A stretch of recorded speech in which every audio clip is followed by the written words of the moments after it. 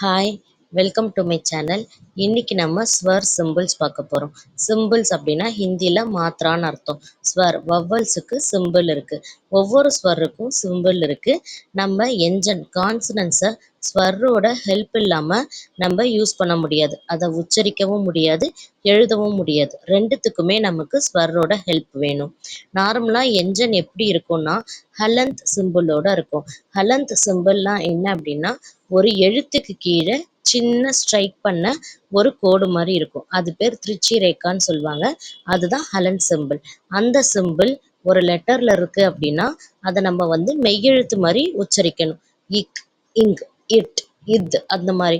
So அந்த மாதிரி நம்ம உச்சரிக்க முடியாதுங்கிறதுக்காக தான் நம்ம அதை ஸ்வரோட உயிரெழுத்து, அதாவது உயிரெழுத்தோட ஆ அந்த சவுண்டு கூட சேர்த்து கா, டா, தா, பா அப்படின்னு சொல்றோம். ஸோ ஒரு எண்ஜனை உச்சரிக்கிறதுக்கே ஸ்வரோட உதவி நமக்கு தேவைப்படுது. நம்ம தமிழ்ல மெய்யெழுத்துக்கள் ஈஸியா இக்கு, இங்கு, இச்சுன்னு உச்சரிக்கிற மாதிரி ஹிந்தியில நம்மளால ப்ரொனவுன்ஸ் பண்ண முடியாது. ஏன்னா கேக்கு, சேக்கெல்லாம் 4 வேரியேஷன் வரும். ஸோ அதை நம்ம ப்ரொனவுன்ஸ் பண்ண கஷ்டமா இருக்கும். அதனால தான் நம்ம ஆ சவுண்டு கொடுத்து சொல்றோம். எப்படி நம்ம சொல்லும்போது ஆ சவுண்டு கொடுத்து சொல்றோமோ அதே மாதிரி எழுதுறதுக்கும் அதுக்கு ஸ்வரோட ஹெல்ப் வேணும். ஓகேங்களா? இப்ப நம்ம எப்படி தமிழ்ல உயிரெழுத்துக்கள், மெய்யெழுத்துக்கள் சேர்ந்து தான் உயிர்மெய் எழுத்து உருவாகுது. அதே மாதிரி தான் இந்த ஹிந்திலையும் பாரக்கடி எழுதுறதுக்கு ஸ்வரோட, அதாவது வவ்வல்ஸோட சிம்பிள், அந்த இது சின்னங்களை மட்டும் நம்ம எது கூட சேர்க்குறோம், என்ஜன் கான்சனன்ஸ் கூட ஆட் பண்ணுறோம். சேர்த்து சேர்த்து தான் நம்ம பாரக்கடி உருவாக்குறோம். பாரக்கடி அப்படின்னா நம்ம தமிழில் உயிர்மை எழுத்துக்கள் சொல்லுவோம் இல்லைங்களா, அதுதான் ஹிந்தியில் பாரக்கடின்னு சொல்லுவாங்க. ஸோ பாரக்கடி எழுதணும் அப்படின்னா நமக்கு முதல்ல ஸ்வர் வவ்வல்ஸோட சிம்பிள் தெரியணும். அந்த ஒவ்வொரு லெட்டர், ஸ்வரோட ஒவ்வொரு லெட்டருக்கும் என்ன சிம்பிள் பார்க்கலாமா? ஃபர்ஸ்ட் லெட்டர் ஆ.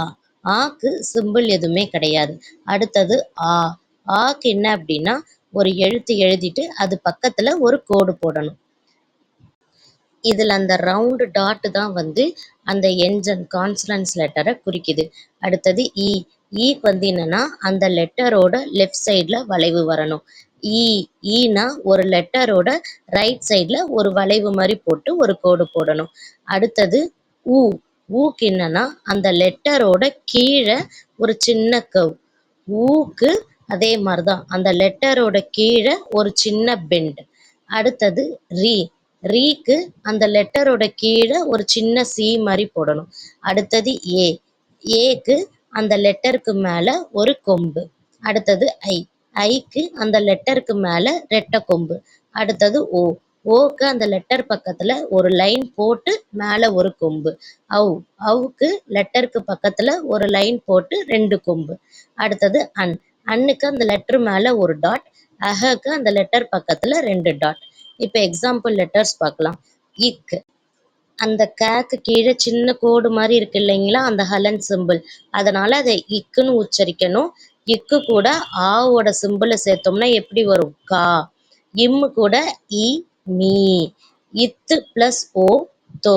இந்த மாதிரி தான் ஒவ்வொரு எண்ஜன் கூட அந்த ஸ்வரோட சிம்பிள் சேர்ந்து தான் நமக்கு பாரக்கடி உயிர்மெய் எழுத்துக்கள் உருவாகுது. இந்த மாதிரி தான் நம்ம பாரக்கடி எழுதணும். இந்த வீடியோ உங்களுக்கு பிடிச்சிருக்கும்னு நினைக்கிறேன். தேங்க்யூ.